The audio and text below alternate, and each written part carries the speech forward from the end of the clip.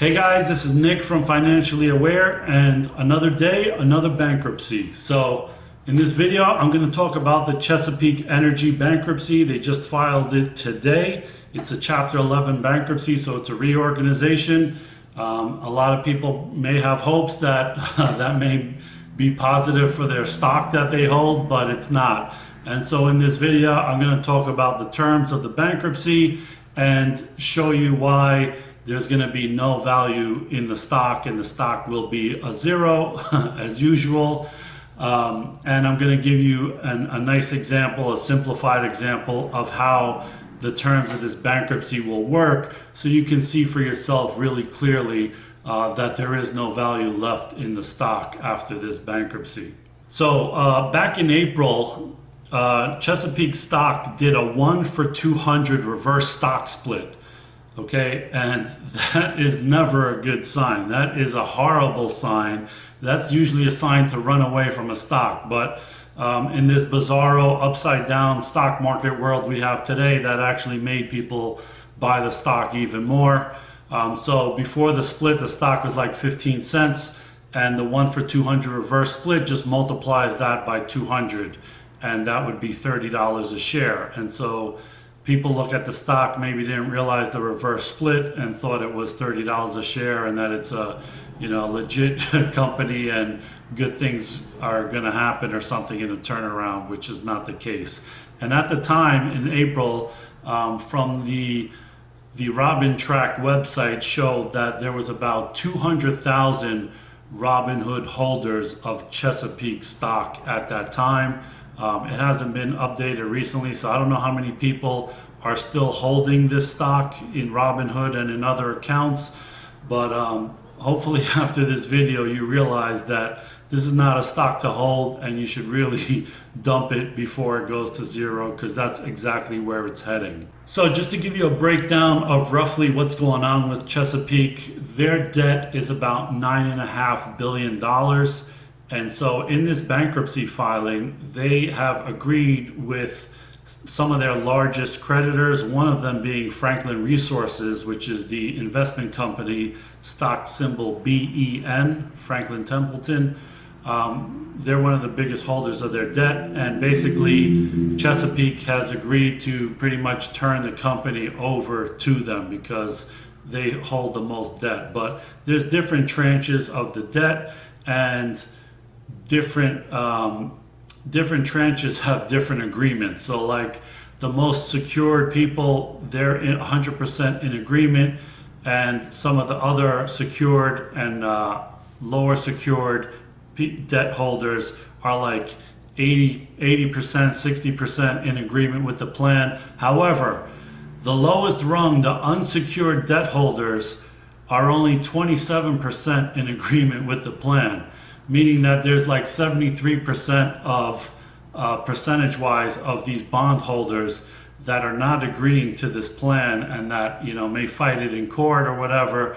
These are hedge funds that bought up the bonds really cheaply, and now they're going to try to get something out of them in court. But this doesn't mean anything for you as a stockholder, because when the unsecured debt holders are getting pretty much nothing, that means the stockholders are definitely getting nothing as well. So out of that $9.5 billion debt, the agreement is that they will restructure the debt and wipe away $7 billion of that debt.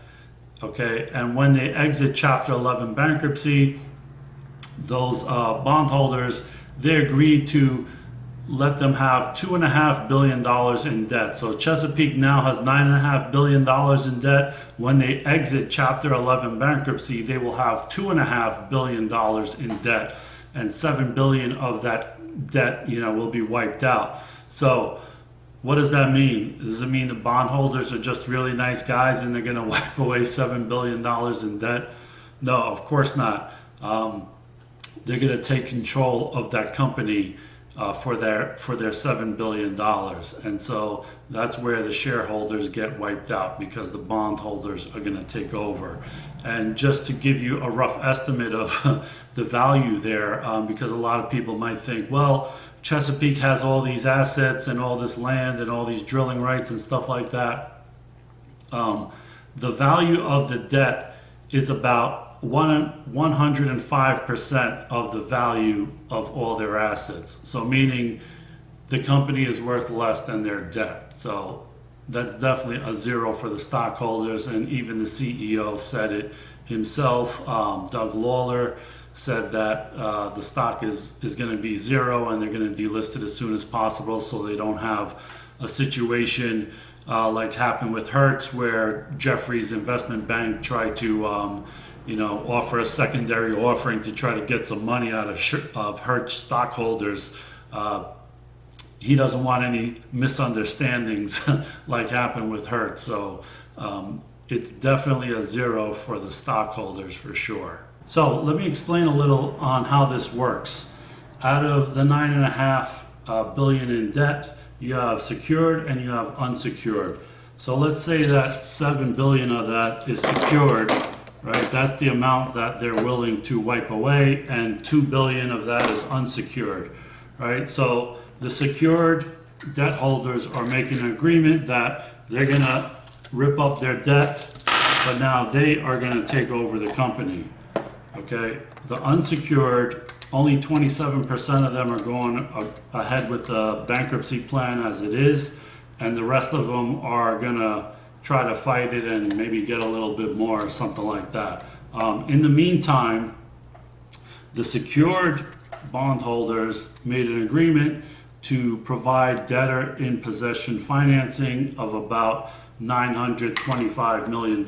And so debtor in possession financing comes ahead of unsecured debt, right? So first it's secured, they're out of the picture, then it's debtor in possession financing, then unsecured, and all the way at the bottom here is common stockholders, okay?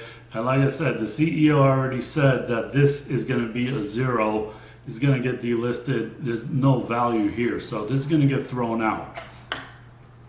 So these guys, they're going to get some return on their, on their debt. It's not going to be 100%. It's going to be some small percentage. Who knows what it is? But either way, if these guys aren't getting paid, then that means stockholders definitely are not getting paid. And after all this is done, when they come out of bankruptcy, right, all this debtor in possession, all the unsecured debt, now it's just a company. Then they said they're going to come out, they're going to have secured debt of about $2.5 billion instead of $9.5 billion, right? So they're going to be a much leaner company, right? And then afterwards, they're talking about floating a $600 million stock offering, okay? But that's not the same stock that's trading now. That's a completely different stock. So anybody who owns the stock right now, don't get your hopes up or get confused. It's completely different. Your stock is going to be wiped away. This is going to be new stock somewhere down the line.